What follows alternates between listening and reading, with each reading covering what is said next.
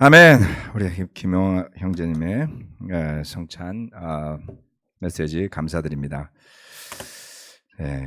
시간이 지날수록 우리의 수고와 노력보다는 주님이 주시는 은혜가 더 크게 남고 와닿는 것 같습니다. 그런 은혜가 있는 가정, 또 가족이 될 수 있다는 것 또한 우리가 그리스도인으로 누리는 축복이 아닌가 싶습니다. 감사드립니다. 대단하세요. 그 어려웠던 과정을 다 잘 극복하시고. 자, 몽골에서 또 감사하게 영상을 만들어서 보내주어서 큰 격려가 됩니다. 그 안에 그 세례받는 젊은이들을 보면 느리기는 하지만 굳건하게 새로운 몽골 교회의 싹들이 자라나는 것 아닌가 하는 생각을 합니다. 끊임없이 함께 생각나실 때마다 기도하시고 또 지원해 주시기를 부탁드립니다. 지난주에 설교 제목이 나는 불을 지르러 왔다였는데 첫 번째 포인트만 하고 끝났죠. 시간이 조금 아쉬웠습니다. 오늘은 두 번째 포인트를 나누도록 하겠습니다. 이 구절을 한 번 더 읽어보도록 하겠습니다. 누가복음 12장 49절로 53절 말씀입니다. 나는 세상에다가 불을 지르러 왔다. 불이 이미 붙었으면 내가 바랄 것이 무엇이 더 있겠느냐. 그러나 나는 받아야 할 세례가 있다. 그 일이 이루어질 때까지 내가 얼마나 괴로움을 당하는지 모른다. 너희는 내가 세상에 평화를 주러 온 줄로 생각하느냐. 내가 너희에게 말한다. 그렇지 않다. 도리어 분열을 일으키러 왔다. 이제부터 한 집안에서 5 식구가 서로 갈라져서 셋이 둘에게 맞서고 둘이 셋에게 맞설 것이다. 아버지가 아들에게 맞서고 아들이 아버지에게 맞서고 어머니가 딸에게 맞서고 딸이 어머니에게 맞서고 시어머니가 며느리에게 맞서고 며느리가 시어머니에게 맞서서 서로 갈라질 것이다. 우리 한국의 막장 드라마의 원조는 예수님 아닌가요? 이렇게 되면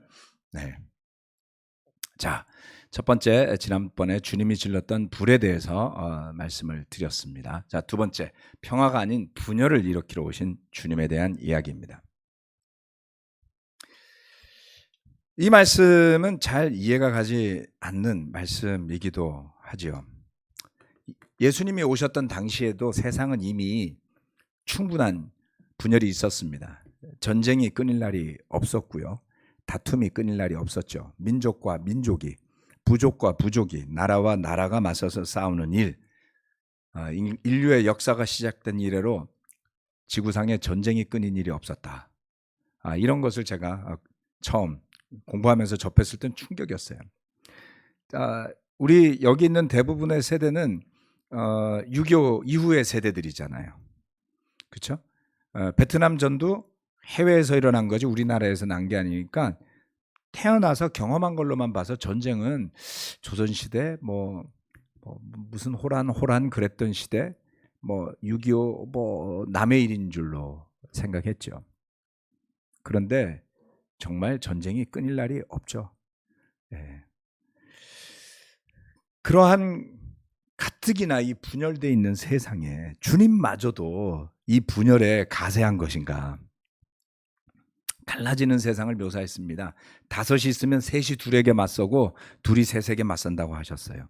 아버지가 아들에게, 아들이 아버지에게, 완전 비극 아닙니까? 우리 흔히 하는 말로 콩가루 집안입니다. 아들, 딸, 며느리 가리지 않고 서로 싸우고 갈라지는 가정을 이야기했어요. 가장 와닿게 말씀하신 것이죠. 사실 세상에 집안의 다툼은 이미 있습니다. 뭐 때문에 다툽니까? 돈 때문에 다투고 유산 때문에 다투고 다 돈이네요. 네. 편파적이라고 다투고 그것도 돈인가요? 네. 집안의 다툼은 이미 있어 왔습니다. 새롭지 않습니다. 그런데 주님이 말씀하신 다툼이라는 게 유독 뭔가 좀 가슴을 후벼 파듯이 꼭 이렇게 말씀을 했어야 할까라는 생각을 우리에게 일으키는 이유 내지는 주님이 이렇게 하신 말씀의 의미는 무엇일까요? 얼마 전에 우리 싱글의 개원 형제하고 재은 자매가 결혼을 해서 결혼식장을 가는데 그 결혼식장이 어디였냐면 서대문에 있는 감리교 신학대학교 예배당이었습니다. 그러니까 강당이기도 하고 뭐 채플이라고도 부르고 뭐라고 부르건 간에 그 예배당이 결혼식장이었어요. 요즘 또 데모 많이 하잖아요. 그래서 시내에서 뭐 대통령 물러나라, 뭐 니네가 물러나라 이 데모를 하는 바람에 차를 안 가져가고 전철을 타고 가서 덕분에 이 정문을 걸어서 들어가게 되었습니다. 걸어서 들어가는데 정문에 걸려있는 문구가 있었어요. 여러분 사진으로 잘 안 보이시겠지만 그날 결혼식 갔다 오신 분들, 네, 여러분 저 표 보셨어요? 관심이 없으시죠? 네, 저는 관심 없으면 안 보여요. 제가 읽어드릴게요. 그날 여러분이 지나갔던 문 밑에 이런 표가 있었습니다. 화해하고 일치하여 발전하는 감리교 신학대학교. 이거 있는 줄 몰랐죠? 아니, 감리교 신학대학교에 이런 표가 왜 붙어 있을까요? 1887년이라고 옆에 쓰여 있습니다. 저 신학대학이 1887년에 어쨌건 시작이 된 거예요. 그때의 설립 취지를 감리교에서는 이렇게 설명합니다. 교단을 초월하여 모든 그리스도교 신도의 일치 결속을 도모하는 세계교회 일치운동. 이거 어디서 들어본 거 아니에요? 뭐 우리 그리스도의 교회만 교단을 초월하는 걸 주장했느냐? 그렇지 않더라고요. 네. 감리교는 교단을 초월하다 못해서 에큐메니즘이라는 운동을 시작을 합니다. 그래서 다른 교단들로부터 범신론을 주장하는 거 아닌가? 뭐 흔히 범신론이라면 뭐 이제 이런 거죠. 신에게로 가는 길은 하나만 있는 게 아니고 여러 가지가 있으니까 종교라면 그냥 다 인정하자 뭐 이런 정도, 종교 통합주의 정도 되는 행동들을 하는 데가 아닌가라는 의구심을 사기도 했고요. 또 실제로 요즘에 한국의 많이 젊은이들 사이에 이야기되어지는 성소수자 문제라든가 이런 데 있어서 가장 전향적인 목소리를 내는 게 감리교 쪽이에요. 교단을 초월할 뿐만 아니라 그냥 다 초월하자 이렇게 가고 있는 것 아닌가 하는 의구심도 받습니다. 감리교는 요한 웨슬리라는 목사가 영국에서 시작한 운동이었어요. 국가교회주의를 주장했던 장로교의 취지 때문에 영국의 교회들이 갈라져 있었습니다. 여러분 옛날에 역사 시간에 뭐 크롬웰 무슨 왕당파, 공화파 이런 이야기 들어보시지 않았어요? 그렇죠? 예. 왕이 중심이 되는 나라와 뭐 국민이 중심이 되는 나라에 대한 것을 가지고 교회들이 갈라져 있었습니다. 왜냐하면 장로교는 기본적으로 카톨릭과 유사한 국가교회주의를 가지고 있었어요. 아마 여러분들 잘 느낌이 안 오실 텐데 앞으로 종종 듣게 되실 겁니다. 교회사를 이야기할 때 이것을 빼놓을 수가 없기 때문이죠. 그래서 국가교회주의를 주장했던 장로교 취지 때문에 국가의 간섭을 원하지 않는 신앙을 추구했던 사람들과 그렇지 않은 사람들로 갈라져 있었습니다. 그래서 나중에 그런 국가의 간섭을 피해서 미국으로 도망간 사람들이 있었죠. 예, 그 사람들을 뭐라고 부릅니까? 예, 예, 그 사람들 퓨리탄이라고 부릅니다. 예, 퓨리탄이라는 단어는 그 뭐죠? 예? 나 까먹었어요 갑자기. 네, 죄송합니다. 그래서 그러한 것들이 결국 그런데 퓨리탄이 그렇게 국가나 왕의 간섭을 원하지 않는 퓨리탄만 있었던 건 아니고요. 네, 그거를 주장하는 퓨리탄들도 있었습니다. 그래서 그 당시에는 다양한 용어들이 있었던 것이죠. 자, 그래서 교파를 초월해서 연합을 이루고자 하는 주장이 오직 우리 그리스도의 교회들의 환원운동의 주장만은 아니었다라는 것을 알 수가 있죠. 사실 우리 그리스도의 교회 운동, 즉 환원운동이라고 불린 것들을 주도한 목사들은 모두 장로교 출신이었습니다. 내친 김에 그 역사도 잠깐 볼까요? 자, 환원운동, 레스토레이션 무브먼트 들어보셨죠? 우리 국제 그리스도의 교회는 레스토레이션 무브먼트, 환원운동에서 비롯된 교회들입니다. 그런데 이 환원운동을 시작한 두 명의 핵심적인 목사의 이름이 있는데 한 사람은 말톤 스톤이라는 사람이었고요. 또 다른 한 사람은 알렉산더 캠펠인데 그의 아버지 토마스 캠펠도 목사였습니다. 그래서 이 두 분이 주도가 되어서 시작을 했는데요. 흥미로운 주장이 있습니다. 발톤 스톤이라는 그 목사님은 예수님을 따르는 사람은 오직 크리스찬으로만 불려야 한다라는 주장을 했어요. 크리스찬. 그러면 그 당시에 예수님을 믿고 따르는데 크리스찬이라고 부르자는 사람들도 있었다는 거 아니에요. 그게 뭘까요? 뭐 우리는 잘 쓰지 않는데, 자, 한 예를 들어드릴게요. 캐톨릭 들어보셨죠? 예, 앵글리칸 들어보셨습니까? 예, 영국 성공회를 앵글리칸이라고 부릅니다. 카톨릭에는 교황이 있잖아요. 그렇죠? 교황의 권위를 벗어나서 영국의 왕이 재혼을 하려고 교황이 뭐라 그러니까 영국에 있던 카톨릭 교회들을 독립을 시켰어요. 그 교회를 앵글리칸이라고 부릅니다. 그래서 영국의 주교가 영국의 왕이 재혼을 합법적으로 하게 해달라라고 해서 그것을 지지하면서 시작한 게 앵글리칸이에요. 그러면 조금 전에 말씀드렸잖아요. 앵글리칸만 있나요? 아니요. 퓨리탄도 있어요. 그래서 자기 자신들을 뭐라고 부르느냐? 캐톨릭, 앵글리칸, 뭐 퓨리탄, 또 분리주의자가 있고 비분리주의자가 있어요. 그럼 분리주의자는 섹테리안, 비분리주의자는 뭐라 그럴까요? 뭐 유니테리안이라고 부를까요? 그래서 교파마다 교단마다 다양한 명칭으로 믿는 사람들을 불렀어요. 그래서 발톤 스톤이라는 목사님은 야 그런 거 다 없애고 그리스도에 속한 사람들 아니냐, 크리스찬만 쓰자 이랬어요. 알렉산더 캠펠은 뭐라고 불렀을까요? 네, 제자들, 디사이플스로만 불려야 된다. 교회는 오직 원 처치만 있다. One Church of Christ on Earth. 이것도 어서 들어본 것 같죠. 지구상에는 한 교회만 있어야 된다. 그리스도의 교회만 있어야 된다. 그러니까 교회를 다른 걸로 부르지 마라. 이런 주장을 하셨죠. 그래서 두 분이 비슷한 맥락에서 같은 주장을 하면서 이렇게 이야기했어요. 교회는 성경으로 돌아가야 하고 예수 그리스도를 섬기는 교회는 하나여야 한다. 여기서 하나 우리 많이 들어봤죠. 네. 두 분이 이 주장을 같이 했어요. 그래서 두 분이 교회를 합치게 됩니다. 그러면 뭐라고 불렀을까요? 그 다음에 믿는 사람들은 크리스찬으로 불렀을까요? 디사이플스로 불렀을까요?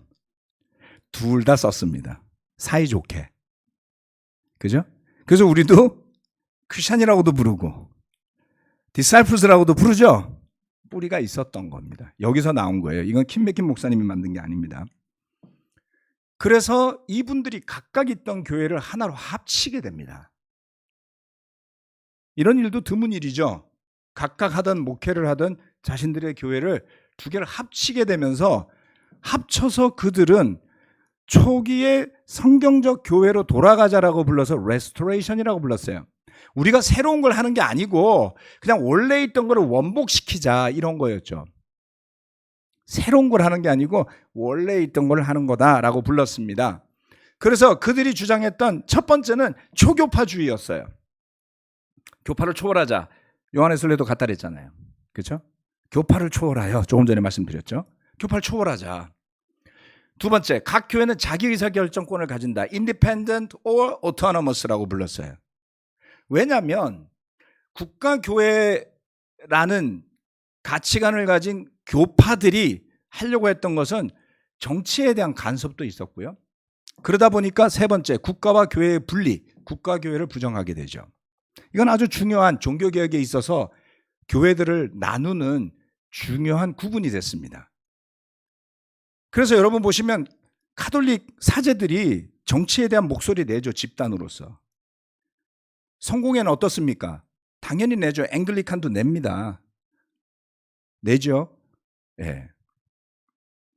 장로교회는 공식적으로 정치에 대한 목소리를 내요. 국가교회주의를 가지고 있기 때문에 그렇습니다. 우리 그리스도의 교회는 어떤가요? 국가와 교회는 분리되어야 한다. 미국은 어떻습니까? 국가와 종교는 분리되었죠.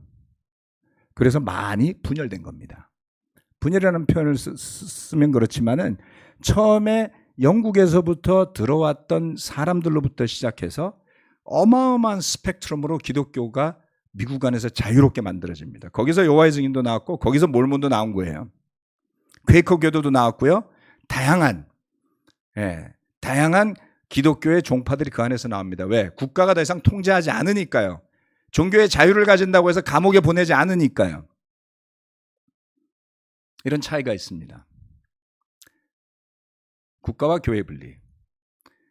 그래서 이 교회들이 한 몇십 년이 지나면서 세 개의 교회로 나뉘게 됩니다. 크리스천 처치, Church of Christ, Christian Church, Christian Church라고 부르는데 이거는 Disciples of Christ라고 불러요. 제자교회라고 부릅니다.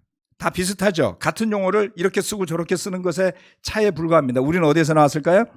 Churches of Christ에서 나왔습니다. 그래서 흔히들 Churches of Christ를 유학기파, Christian Church를 무학기파, Christian Church를 무학기파, 그 다음에 Christian Church는 가장 진보적인, 리버럴해요. 가장 보수적인 건 어디겠어요? 첫 번째 말한 무학기파의 Churches of Christ. 그래서 우리 국제 그리스도의 교회는 그리스도의 교회 환원운동을 했던 세 종파 중에 가장 보수적인 무학기파에서 나왔습니다. 그런데 우리는 악기 쓰죠. 그래서 한국의 그리스도교 신학대학에서 나오셔서 교회를 목회를 하시는 분들이 우리하고 교제할 때마다 오면 움찔움찔 하세요. 여기 되게 보수적인 줄 알았더니 악기도 써요. 이렇게. 자, 이것이 역사입니다. 우리는 국제 그리스도의 교회는 저 초교파주의는 그대로 계승을 했습니다. 그런데 두 번째, 각 교회가 자기 의사결정권을 가진다라는 어토노미에 대해서는 굉장히 보수적인 태도를 가지게 되었어요. 왜냐하면 그리스도의 교회들이 이처럼 조직을 만들지 않고 일부러 조직을 만들지 않고 각각의 교회들이 의사결정권을 가진 교회들로 있다 보니까 콩가루 집안처럼 서로 협력하지 않아서 파워가 없다고 느꼈어요. 그래서 보스턴에서 시작한 킴 맥킨 목사님이 시작한 교회가 2, 3년 만에 1000명을 넘어서게 되고 그 교회가 시카고의 교회를 보내고 런던의 교회를 보냈더니 폭발적인 성장이 있기 시작했어요. 80년대 초입니다.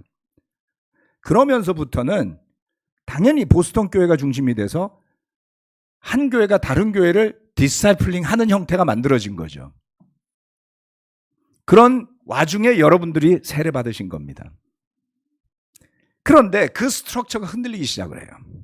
즉 우리 국제 그리스도의 교회 안에는 교회 위에 교회가 있고 목사 위에 그 상위의 목사가 존재하는 카톨릭적인 구조가 만들어지게 된 겁니다.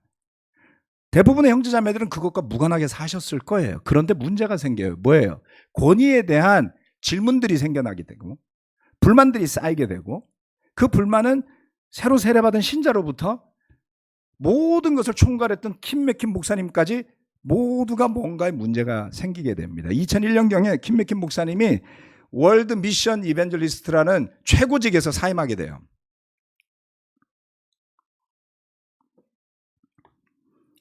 좀 회복하고 너무 지치지 않고 다시 역할을 하기를 기대했지만 그 뒤로부터 1년이 조금 더 지난 뒤에 편지 한 통이 터지면서 온 교회에 있던 구조가 다 무너져 내리게 됩니다. 우리가 쌓아왔던 구조에 대한 시스템에 대한 논의가 벌어지죠. 무엇 때문이죠?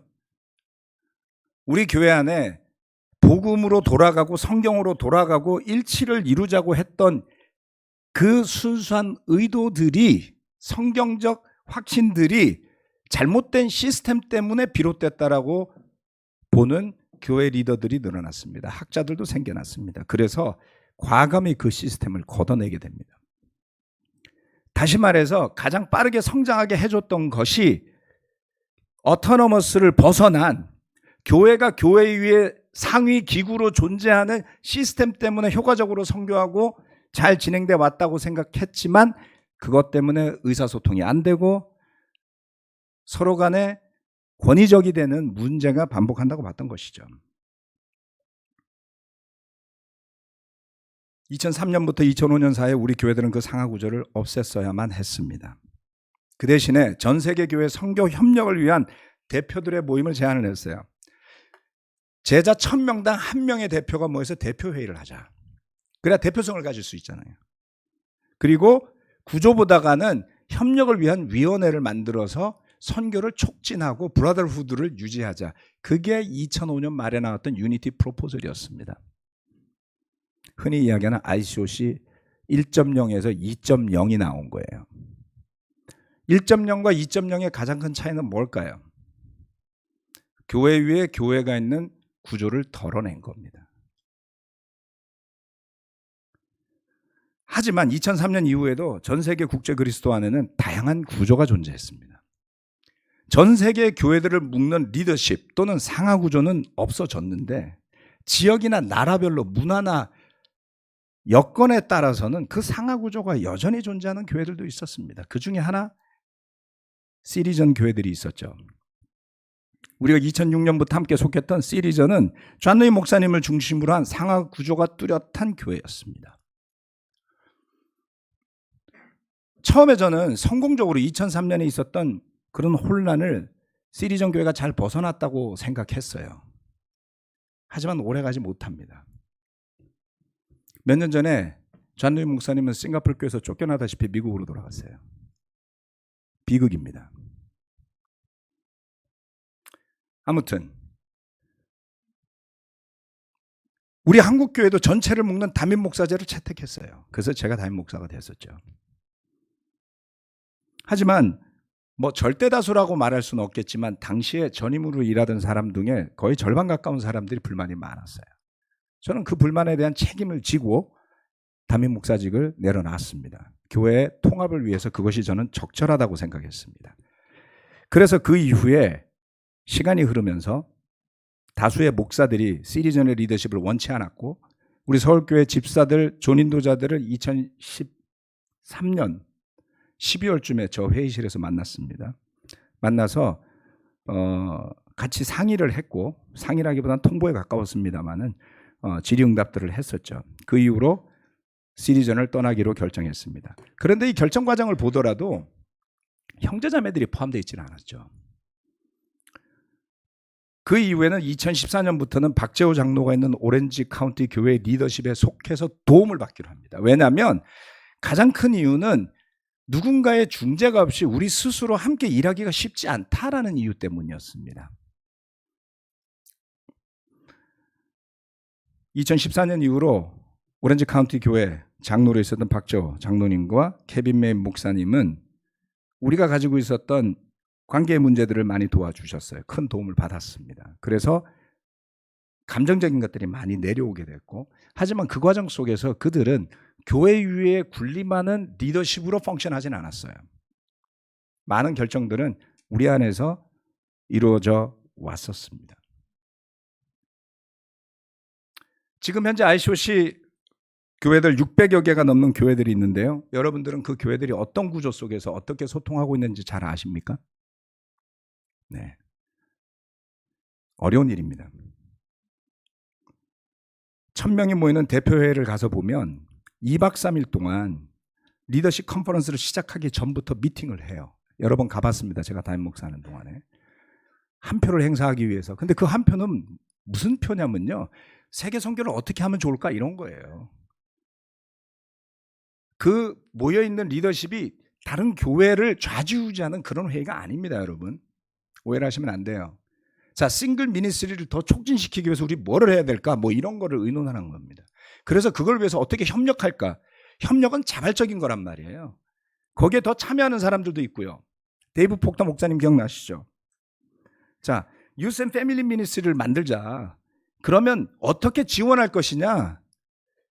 강제하지 않습니다. 그 역할을 맡은 분이 돌아다니면서 지지해주세요, 지지해주세요, 도와주세요라고 해서 팀을 만들어서 본인이 속한 교회에서 좋은 이그샘플을 만들어내고 다른 교회들이 필요하면 가져가게 했던 거지 그거를 강제한 적은 없었다라는 것이죠. 자발성에 바탕한 대표성을 가진 사람들을 모아서 교회 운영을 의논했던 것입니다.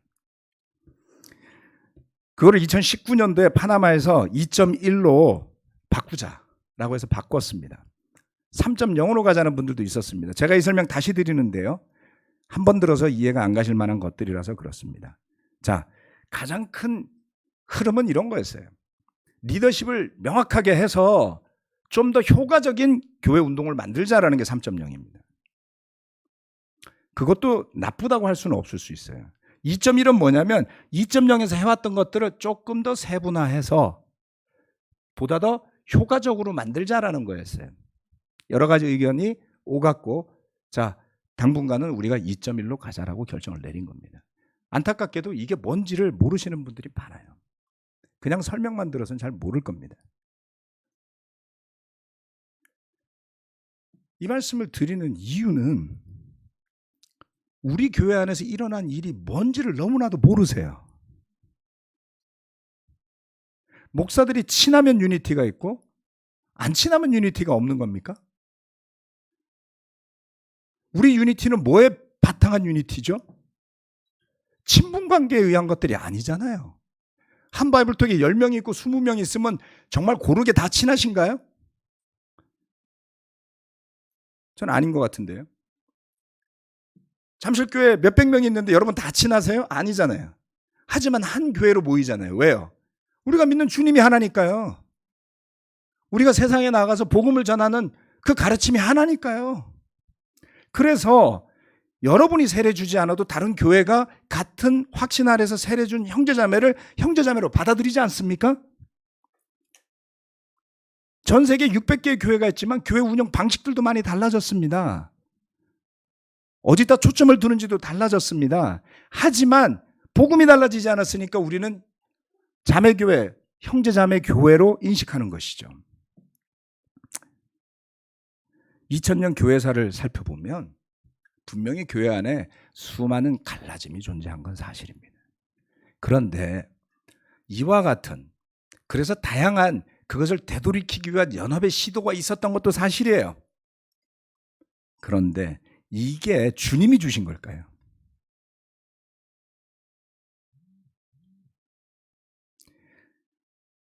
주님께서 나는 평화가 아닌 분열을 일으키러 오셨다고 하셨을 때 교회 안에 일어나는 이런 것들을 주님이 주신 걸까요? 요한복음 말씀을 보면 거기에 대한 해답이 나옵니다.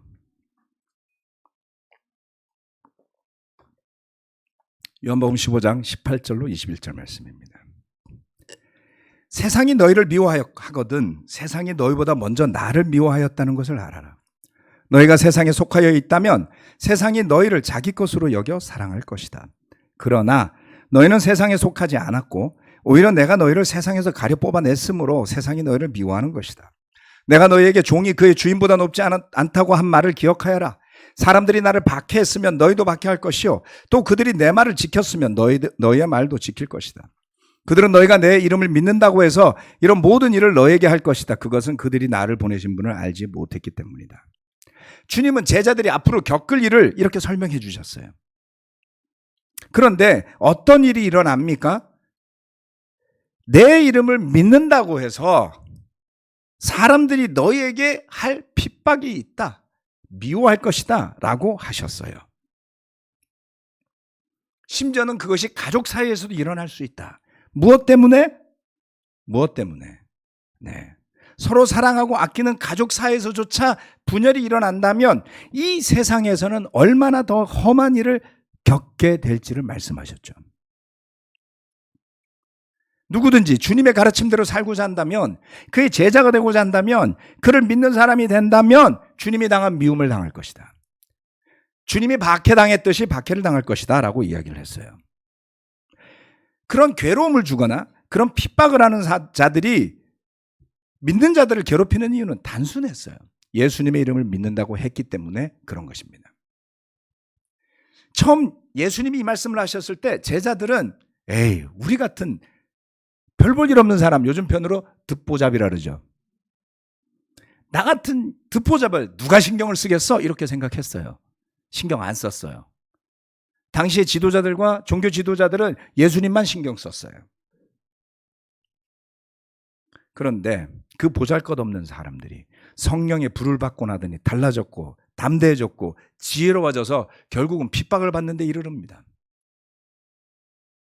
이것이 사도행전 4장 13절로부터 나오는 말씀들이죠. 이 말씀은 굳이 읽지는 않겠습니다. 예수님이 말씀하신 분열, 예수님이 말씀하신 핍박은 대충 사는 데서 일어나는 게 아니었어요. 그것은 선명한 믿음의 삶을 살기 때문에 일어나는 것이었습니다. 선명한 믿음의 삶은 어떤 것일까요? 제대로 된 믿음 안에, 예수님을 믿는 믿음 안에 사는 사람이 폭력적일 가능성은 없죠. 그렇죠? 폭력적일 가능성 없어요. 폭력성은 절대 정당화되지 않습니다. 네. 그러면 뭐를 하겠습니까? 예수님을 믿기 때문에 거짓말 안 하려고 그래요. 예수님 믿기 때문에 우상에 절하지 않으려고 그래요. 예수님 믿기 때문에 남의 것을 도둑질하지 않으려고 합니다. 그런데 여러분이 속한 직장이 다 도둑들이에요. 예를 드는 겁니다. 근데 여러분이 도둑질 안 하겠대.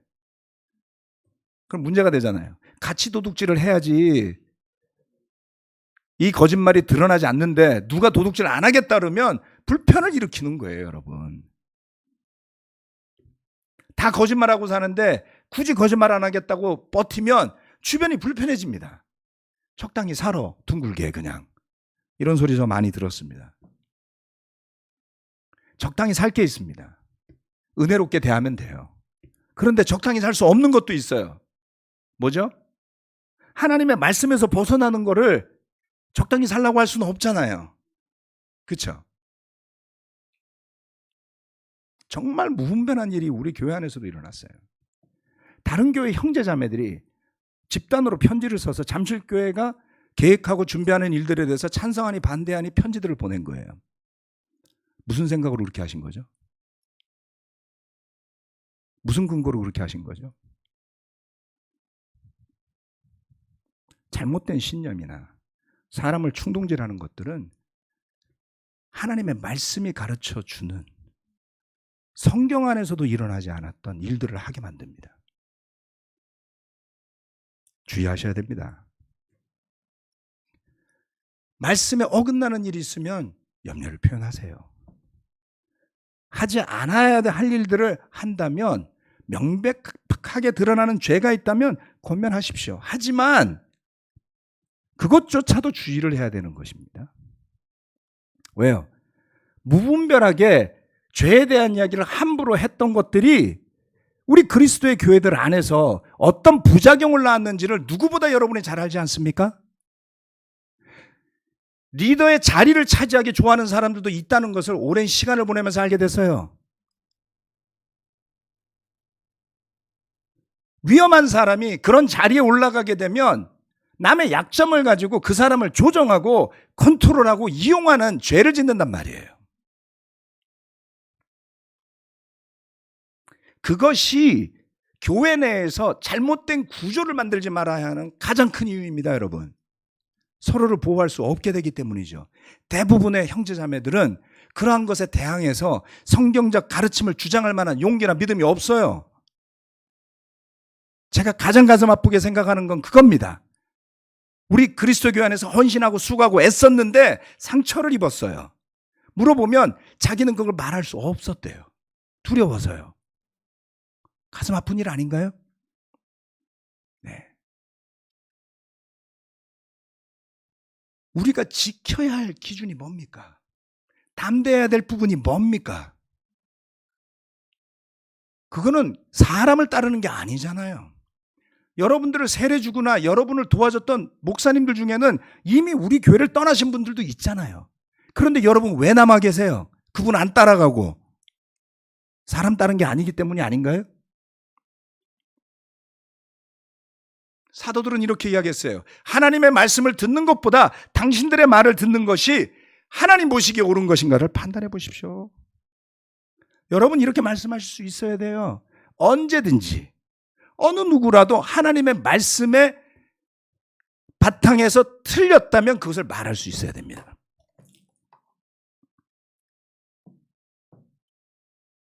누군가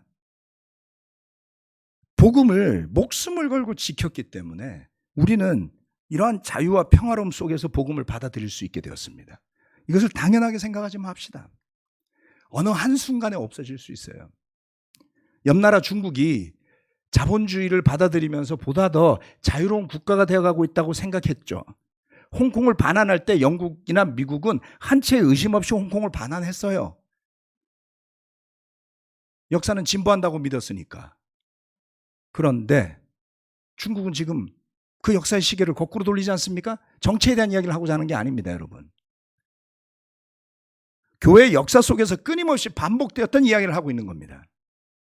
하나님의 말씀에 바탕한 교회를 세우고자 하는 노력은 2000년간 있어 왔지만 그것을 올바른 통찰력과 믿음을 가지고 지키지 못하면 늘상 흔들리고 위기에 직면하게 되더라는 겁니다.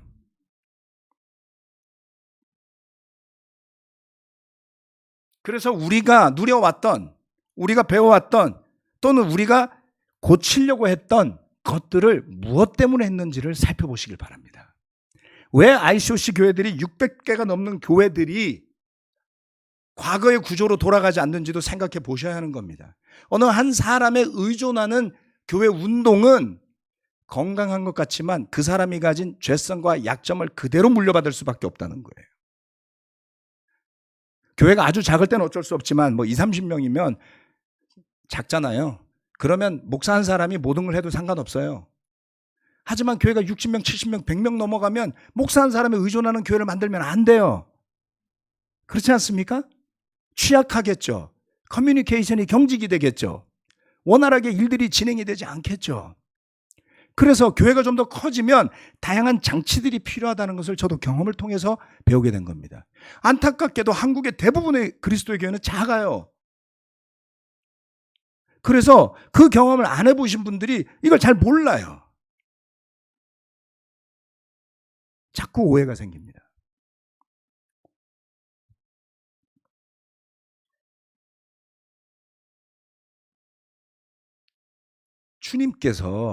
주님께서 우리에게 주신 것, 그래서 우리가 따르려고 하는 것, 때로는 그것 때문에 목에 칼이 들어와도 지키고 싶은 것, 그게 뭡니까 여러분? 요한복음 14장 6절 말씀입니다. 예수께서 그에게 말씀하셨다. 나는 길이요 진리요 생명이다. 나를 거치지 않고서는 아무도 아버지께로 갈 사람이 없다. 이것 때문에 예수님은 십자가에 매달리신 거예요.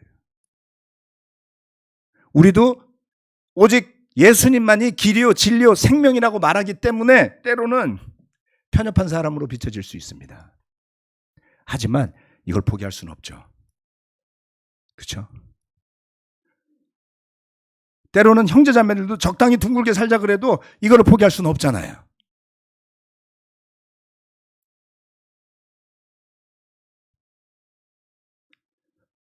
여러분이 누구를 따라가는지, 무엇을 따라가는지를 명확하게 보시기를 저는 권해드립니다.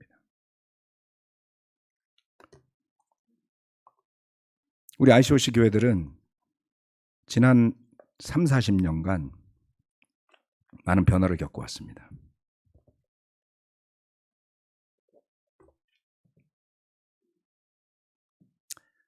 이번에 PSW 리저널 패밀리 리더십 팀들과 커뮤니케이션 하면서 저는 그런 혼란이 상당 기간 지속되거나 또는 지난 20년간 우리가 겪어왔던 혼란보다 더한 혼란들을 앞으로도 겪을 수 있다는 것을 느꼈습니다. 왜요? 어느 누구도 답을 갖고 있지 않기 때문입니다. 여러분이나 제가 원하는 형태로 이 교회들을 만들어갈 수 있습니까? 600개의 교회를 어떤 한 사람이 생각하는 이상대로 엮어갈 자신이 있으세요?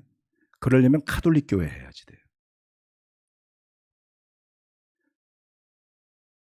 자, 10개의 교회라도 여러분이 생각하는 이상대로 가게 하실 수 있습니까? 해보시고 싶으면 해보세요. 하나님 허락하실 겁니다. 하지만 10개 교회 못 세우실 거요. 지금 세워진 교회들은 저나 여러분이 손으로 세운 교회가 아닙니다, 여러분. 하나님의 길을 열어주셔서 우리가 복음에 순종하겠다고 해서 만들어진 교회들입니다. 이런 교회들이 20년간 방황하고 있어요. 어떤 한 명의 리더도 길을 제시하지 못했습니다. 다만 그 600개가 넘는 교회들 가운데 어떤 교회들은 은혜롭게 여전히 복음 가운데 튼튼하고 성장하는 길로 가는 교회들도 있고요. 끊임없는 분열과 다툼 속에 흙탕물 속에 있는 교회들도 있습니다. 평화로운 교회들도 있습니다. 어쩌면 이제 곧 노쇠해가지고 사라질 위기에 있는 교회들도 생겨났어요. 한국의 교회들을 생각하기 이전에 저는 잠실교회에 있는 형제 자매 여러분에게 먼저 여러분의 가정과 여러분이 속한 패밀리 그룹과 여러분이 속한 이 교회의 미래를 먼저 생각하시길 권해드립니다.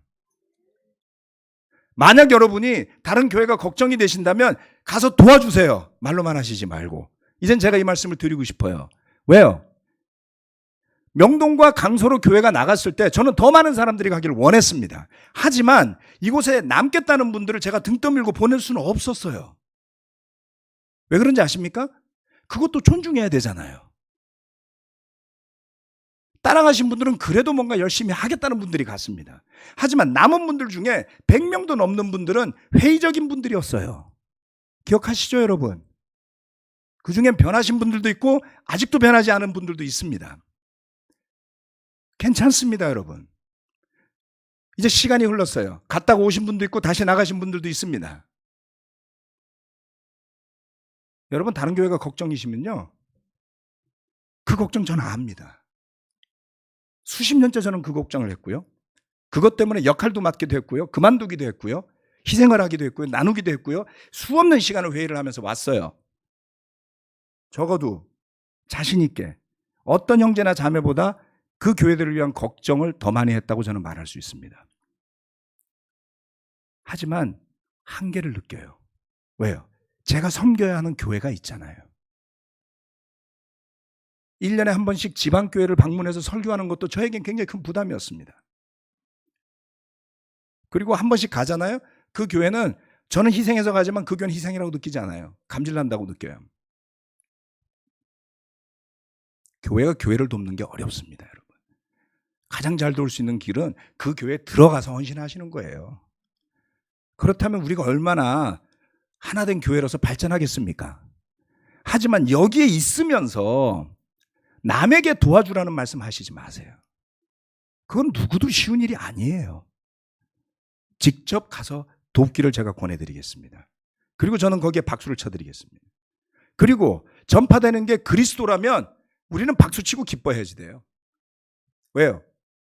주님께서 우리에게 주시는 것은 하나의 길이기 때문에 그렇습니다.